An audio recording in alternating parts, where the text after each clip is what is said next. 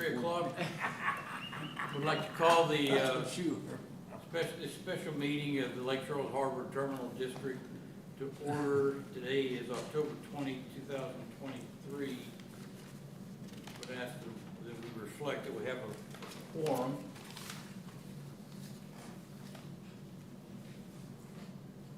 Turn to the agenda. Let's see here. We're going to move, since we have a limited amount of time, the board encourages public comments and questions regarding all agenda items. Persons wishing to do so should complete a speaker's card, which is at the entrance to the boardroom when speaking or asking questions on an agenda item. One should, in addition to completing the card, come to the microphone and be recognized and provide your name, address, and phone number. Comments by individual will be limited to 3 minutes. There is one submission on the agenda for this special meeting, number 2023-056. Mr. Self. Yes, sir. Board approval is sought to enter into a letter of mutual agreement to DOTD to send a letter of mutual agreement to DOTD concerning the proposed Calcasieu Bridge project. Louisiana DOTD has selected a developer to construct a new bridge over the Calcasieu River in Lake Charles. The project is included in DOTD State Transportation Improvement Program. Louisiana revised statute state that if any property or facility of the authority or any other private entity authorized to act in accordance with the provisions of this chapter is to be located within the jurisdiction of an existing port commission, the port is required to provide this mutual consent. Essentially, DOTD is requesting the port's agreement that the bridge will not limit or restrict the port to operate as a port. And attached in your packet is a draft of that letter. And it essentially states that pursuant to the requirements of the relevant statute, the Port of Lake Charles agrees that the construction of the proposed bridge project does not limit, restrict, or prevent our ability to construct, maintain, operate, expand, or create any facility within our district territorial boundaries. Mr. Self, Mr. Self, will that include a toll? This letter does not address Our clients. It does not address our clients. I think we need to get a motion. I'm sorry. Yeah, I'll make the motion, Mr. President, for get the number out here. Submission 2023-056. Okay, we have a motion by Mr. Creel. We have a second. Second by Mr. Johnson. Okay, discussion. I'm sorry. No, go ahead. Mr. Self, does that impact whether or not this bridge project is a toll road or not? No, it does. This letter does not address the tolling of it because there's an alternate route through 210. And with the construction of the Nelson Road interchange, we anticipate that some of those... So when I put my track hose across 210 in all directions, it will impact the toll road. But it does not impact port operations. Does it impact port clients? We don't anticipate... No, I was just saying, the construction of the bridge itself will not. No. Will the toll impact our clients? We don't know the answer to that. I imagine it will, just as it'll impact I everyone. imagine it will too. But Yeah. the question before us is, does the construction of the bridge restrict or limit our ability to construct our own facilities and maintain them? That's the question. The issue of the toll is properly before the Joint Transportation Committee in Baton Rouge, which meets next week. That is still to be decided, whether the tolls, what the issue is with the tolls. This is a requirement on all ports. If any construction project from DOTD is going to happen in their district, we have to agree, and it's to prevent, DOTD from building a flat bridge across the ship channel and blocking the ships. No, I understand. But what's a flat ship channel different from a toll road? Huh? You're saying that the toll road? is Yeah, gonna limit- it's still an obstacle. Right. I think my question is in terms of height or width, does this hinder navigation? It will not hinder the port's ability to operate any of the facilities north of the Normally I-10 with bridge. the bridge, that's the concern, right? Yeah. Either the, Does the port have any navigation north of the bridge? The actual deep draft channel ends before it gets to the I-10 bridge. But yes, And we- there are facilities, the So port does why have, are we voting on this? it's required It's in by, I understand The bridge that, is but in it our doesn't affect territory. us any which way, because we don't go that way. well, we do have a terminal, we do have terminals. I north, know, we have one on Sasso. Prater Street there.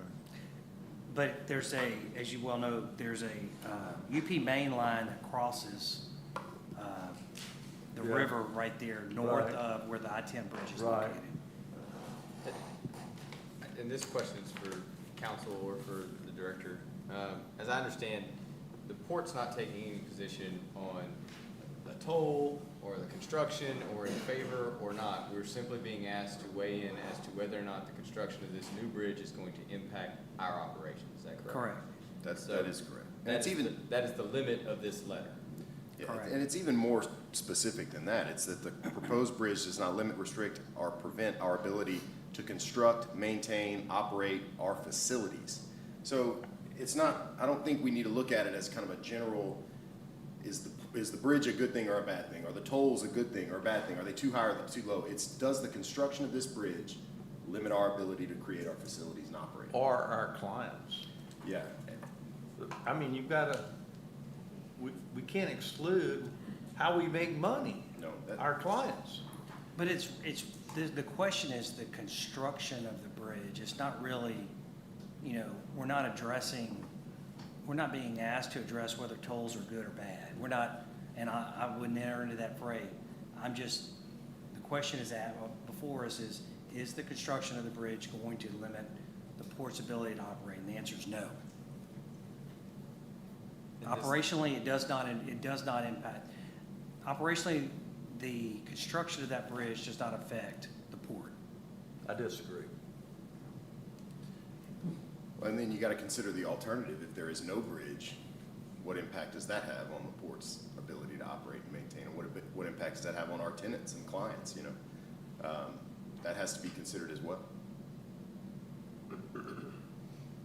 Is the question of the determination of the bridge's impact on port operations delegated to the commissioners or to the staff of the port to determine? Yeah, so we operate under the delegation of authority. Any cooperative endeavor or any kind of agreement with another governmental entity, that requires board approval. So when we enter into cooperative endeavor agreements, we do things like that, we bring those to the board, and we thought this one fell under that category.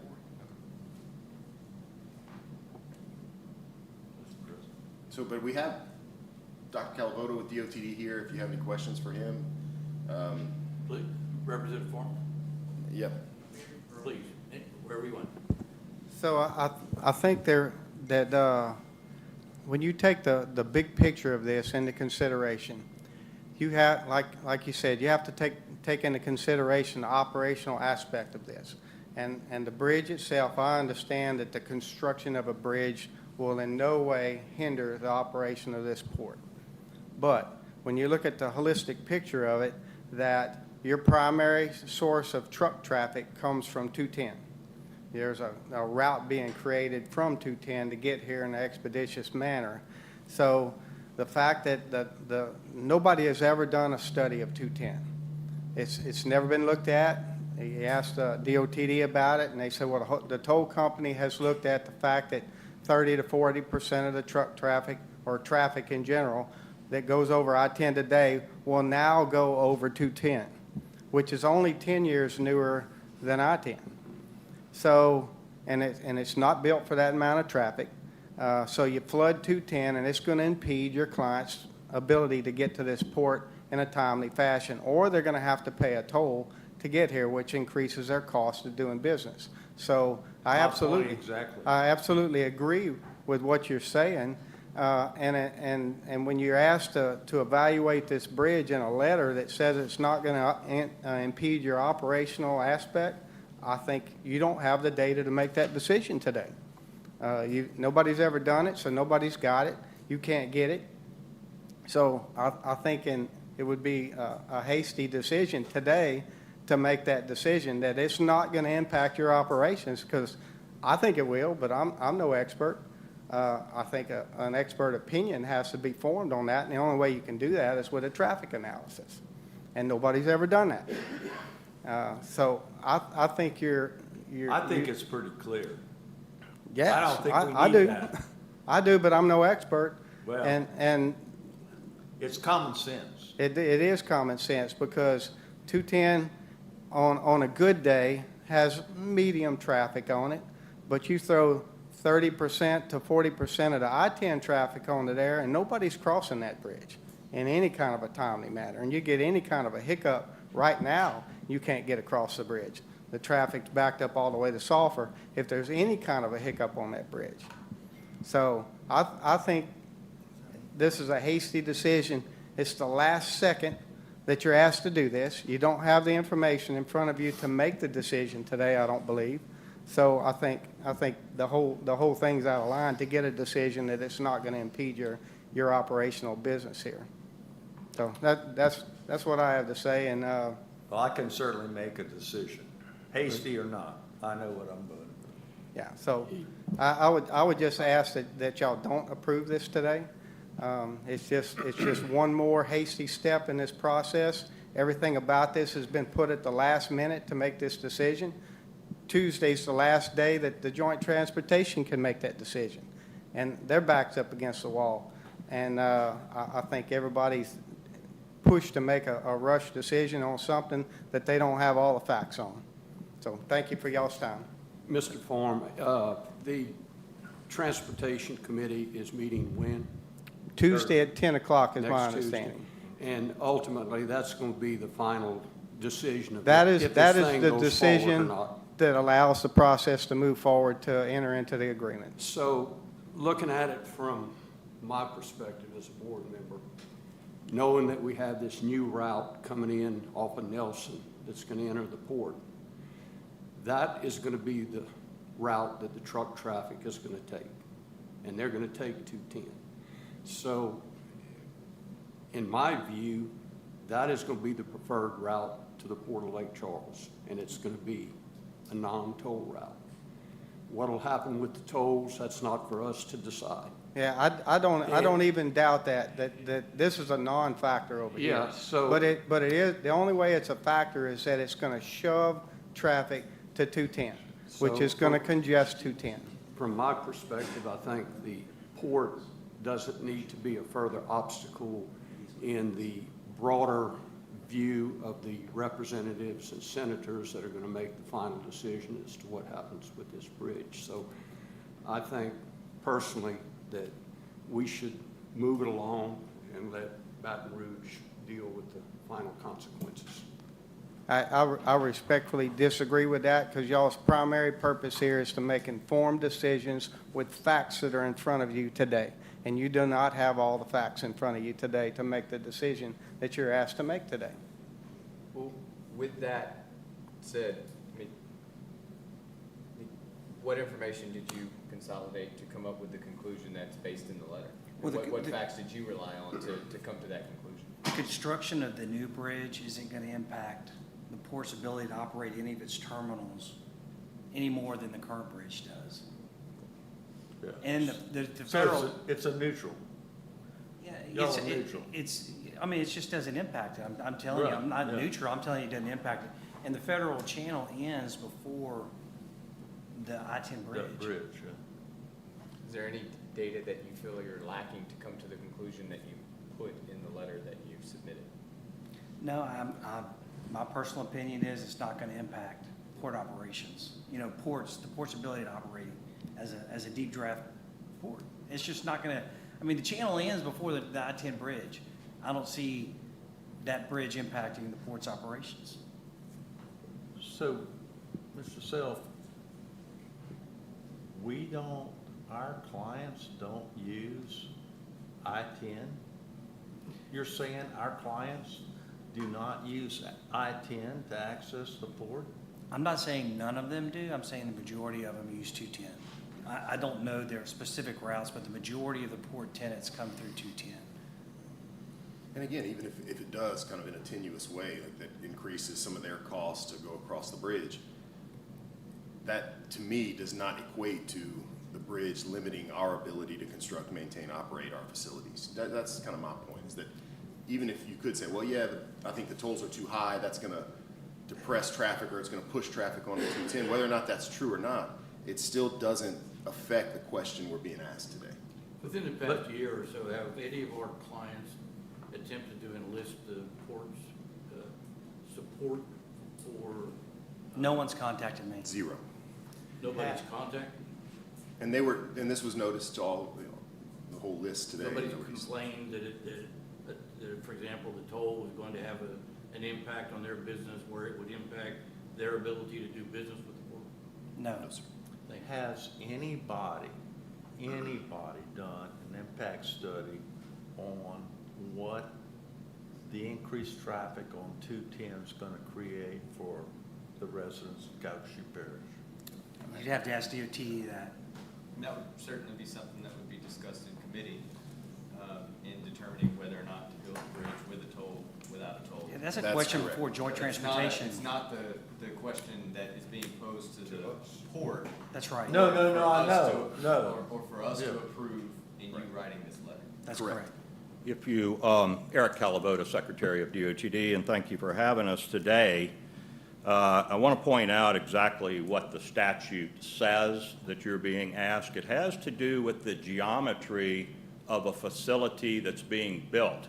And it's in the public-private partnership statute specifically because people can come forth and ask to build private toll facilities, and if those facilities are built, would it adversely impact a public port? And that's really why this statute exists. It's not about whether it impacts the port's clients or not. It's purely a geometry of the facility. It says, nothing in this chapter shall be construed to limit, restrict, or prevent the ability of any port authority, port, harbor, or terminal district, or the offshore terminal authority to construct, maintain, operate, expand, or create any facility within its jurisdiction or other areas with which such entity is authorized to act. Okay, stop.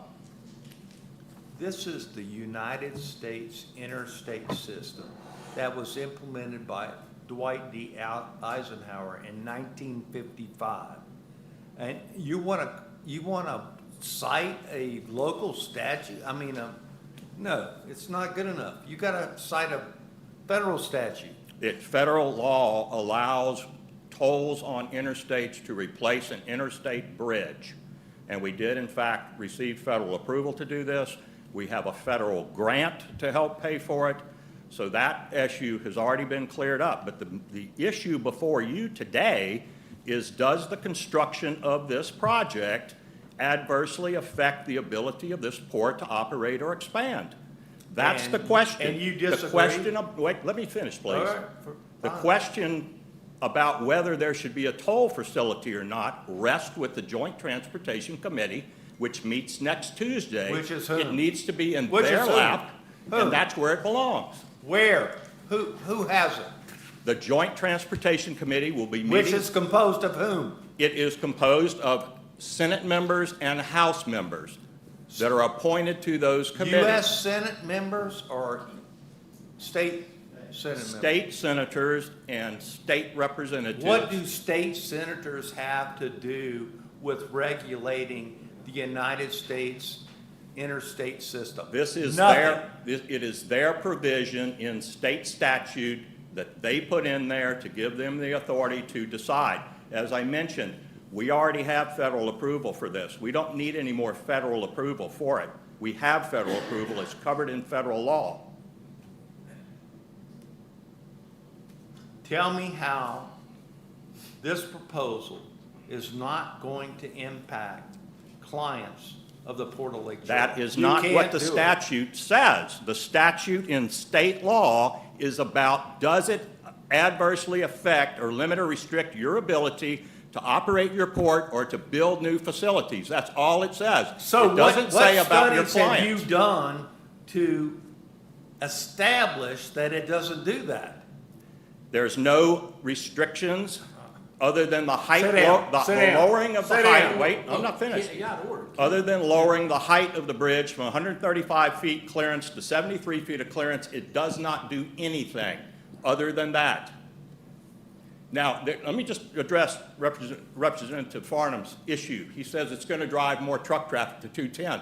What I'm telling you, with the increases in traffic on I-10, the traffic's going to come here anyway because you've only got 4 lanes. You've got a bottleneck right now across the bridge. And traffic is going to come to 210 if you don't move forward with the bridge. Now I will sit down. I've heard Any nothing. questions? Yeah, no. Thank you, sir. Representative Farnham?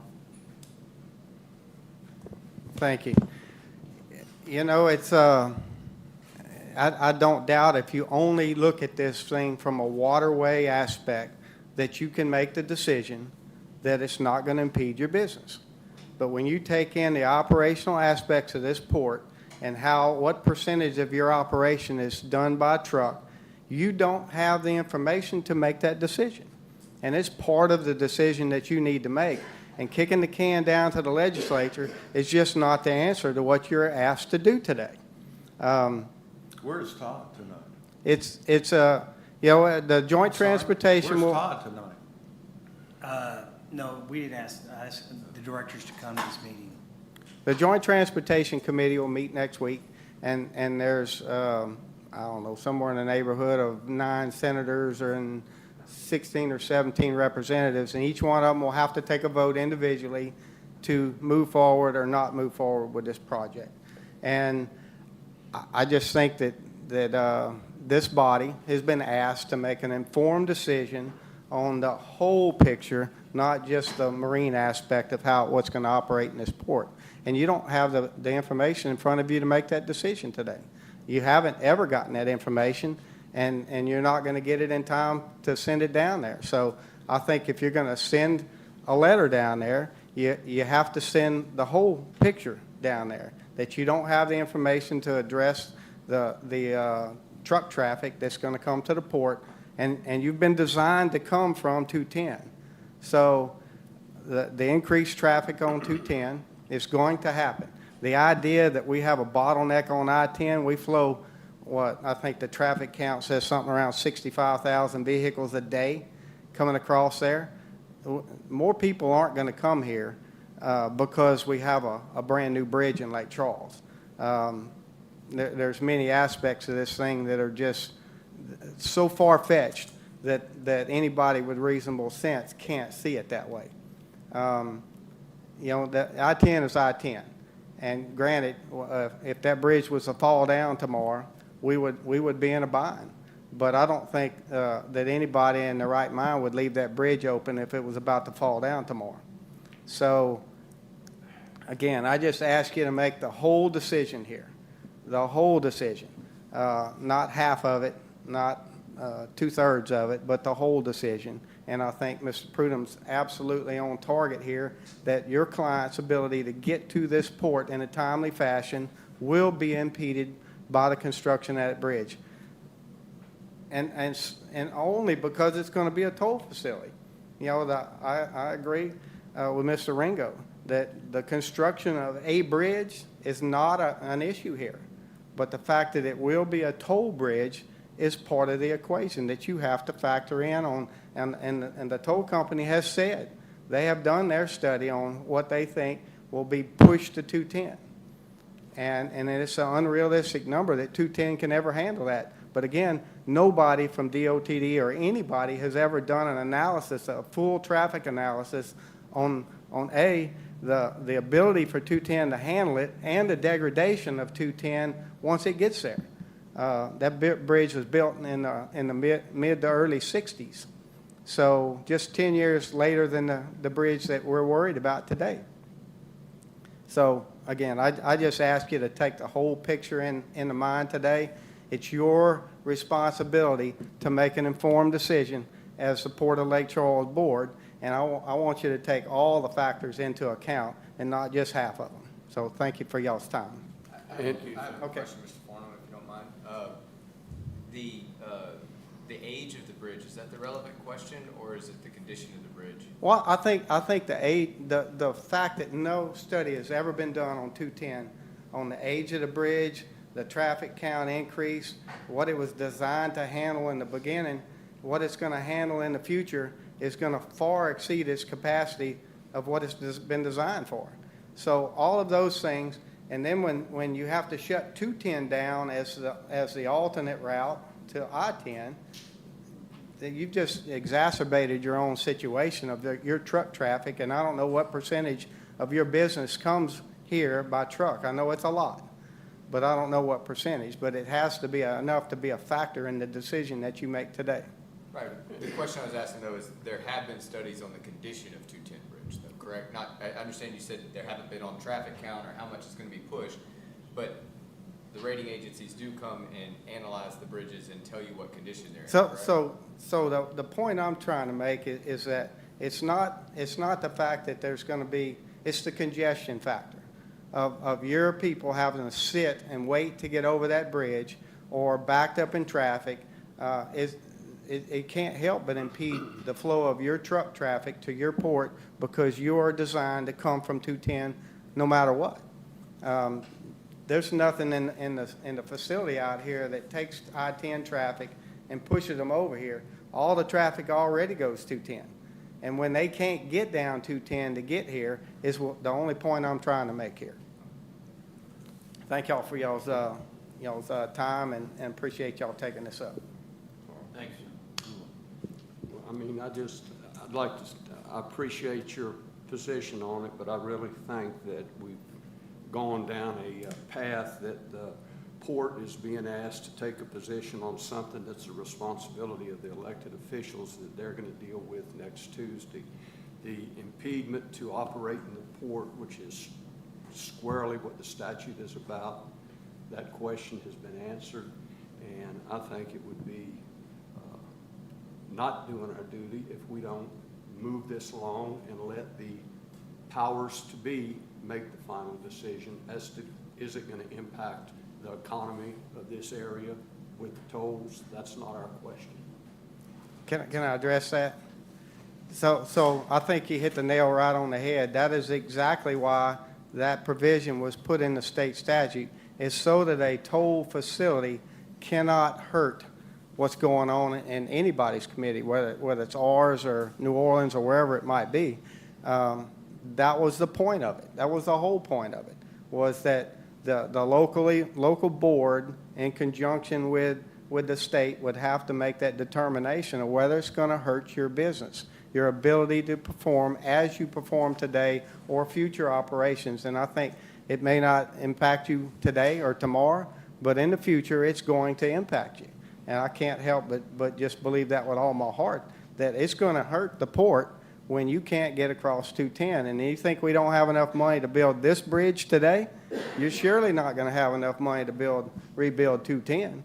And that toll option's not even there for that one, because it's the alternative route. I think it's supposed to be an adjacent route, but that's splitting hairs with a lot of folks. But I think the whole thing was supposed to be an adjacent free route. And you can go across the bridge in Shreveport, and it's an alternate route. So, and that would surely impact your decisions here. So I just want y'all to take the whole picture, do your job today of what you've been tasked to do, and operations is the key point of what I'm getting at today. All the rest of them are moot. Operations is the point that I'm asking you to really take a look at today. And I think it speaks for itself. Thank you. Yeah, just to the extent that it's relevant, I do want to say that we believe it will not impact the port's operations, and our tenants, to my knowledge, have expressed no concern about this as far as their ability to reach the port with cargo, things like that. And I'd like to note none of them are here today to express their And concern. you got that in writing? Oh, no, but But I'm just telling you, no Well, I'm one, sorely disappointed in the Louisiana Department of Transportation, and I'm gonna vote no. Channing, from a navigation standpoint, you're here, you're not saying anything. Do I take it that you agree with the administration that there's no impact as far as navigation? The federal channel stops before it gets to Yeah. the existing bridge. I don't see in my lifetime where we're gonna need to go beyond the federal channel. Now, I put that in my lifetime, that doesn't mean. Yeah. No, hey, that wasn't lost on us. 50 years from now, I don't know. But I think that is an issue that is not relevant today. One of the things that we need to do is to extend the east jetties. We're also talking about deepening the channel, getting under the, whatever I-10 bridge is there, as long as it's not as low as Westlake Bridge, is not on the agenda right now, and I don't see it in the foreseeable future. So you're comfortable with this? I didn't say that as a matter of fact. I hate bridges. Dr. Calvo, can I just ask, because I think it might be relevant, what would the impact be of the failure to move this along as far as the Joint Transportation Committee meeting next week? Like, what, are they relying on this letter, or do you think they'll continue with their deliberations despite what the port does? They may use the inaction of this board as an excuse not to make a decision. They need to make a decision, either vote it up or vote it down. That's their responsibility, and they will, if this committee does not take action, they will use that as an excuse to avoid having to go on the record and make a decision whether they're going to support the public-private partnership or not. Just a couple of other things. Keep in mind, we spent tens of millions of dollars rehabilitating the I-210 bridge. This idea that it can't handle traffic is without merit. Without what? Merit. The forecast on traffic, as Representative Farnham said, it's about 60,000 per day right now. The forecast is for that to go over 100,000 within the next 20 years. You think, well, that doesn't make sense. How much traffic was really crossing it 20 years ago? It wasn't 60,000, I can assure you of that. It was much less. So truck traffic and auto traffic is growing on the interstate system in this country as the economy continues to expand in this country. And so the traffic will go up. And you do have a bottleneck right now with a 4-lane facility in between 6 lanes on either side. There's 6 lanes from Sulphur all the way to Texas and 6 lanes east of Ryan Street. The project, as it's been conceived, will provide 6 lanes all the way through, from Texas all the way through the Lake Charles area. The only geometric impact that I can see for this is the lowering of the bridge from 135 feet to 73 feet, and we announced that decision almost 20 years ago. It was about 18 years ago. There was a big debate over here about the height of the bridge. And so the decision was to make it 73 feet, which is basically the shallow draft standard in South Louisiana, so that's why the decision was made to do that. So the question before you is not whether it impacts the port's business or the port's clients. The statute is all about, does the physical facility restrict your ability to operate or expand your port? What? Say that again? It's our clients. We're here for our clients. We're here for our, Go ahead. No. I mean, we're here for our I'm patrons. I'm talking about the state statute, and the state statute that's before you says nothing in this. Does not impact our what? It says, nothing in this chapter shall be construed to limit, restrict, or prevent the ability of any port authority, port, harbor, and terminal district, or the offshore terminal authority to construct, maintain, operate, expand, or create any facility within its jurisdiction or other areas within which such entity is authorized to act. There's nothing in there about your clients. Does it impact your business? We or- create a revenue base based upon our clients. You read it, create. Thank you. Mr. President, I move for a question on that. All right, the question's been called. All in favor of the adoption of 2023-056, say aye. Aye. Aye. Nay. All opposed? Nay. One nay, and I believe the rest were all positive. Aye. Or affirmative, right? So the motion fails to pass. So the motion fails to pass. There has to be 4 votes. Okay. Anything else? Oh, there's a motion to adjourn? Adjourn. All right. We have a second? So moved. Second. All right. All in favor? Aye. Aye.